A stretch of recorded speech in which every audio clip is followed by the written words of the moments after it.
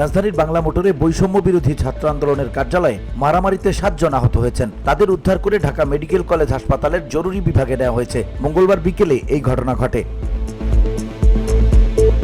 আহতরা হলেন east West বিশ্ববিদ্যালয়ের শিক্ষার্থী ইমরান সরকার, তেজগাঁও কলেজের শিক্ষার্থী জান্নাতুল মিম, আবরার, আলামিন, আফসার উদ্দিন, জাতীয় কবি কাজী নজরুল ইসলাম কলেজের শিক্ষার্থী আসিফ ও ডেমরা বড় মাদ্রাসার ছাত্র মাসুদ।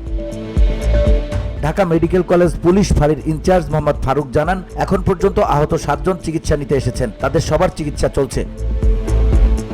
আহত আলামিন নামের এক শিক্ষার্থী জানান, সোমবার যাত্রাবাড়ি এলাকায় সমন্বয়কদের মধ্যে মতবিনিময় সভা ছিল। সেখানে নাইম হামিদ পৃথু নামে এক শিক্ষার্থীকে ও আন্দোলনের সক্রিয় সদস্যকে মারধর করে আশিকুজ্জামান হৃদয়, শিমুল, আশিক সহ আরো কয়েকজন মিলে। তারাও বৈষম্য বিরোধী আন্দোলনের সদস্য। সেই ঘটনা মীমাংসার জন্য মঙ্গলবার দুপুরে প্রধান কার্যালয়ে বসে আলোচনার কথা ছিল। কিন্তু আমরা কাদেরকে বলবো?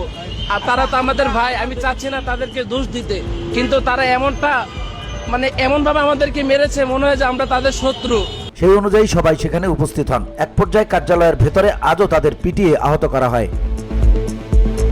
VOD Bangla news desk.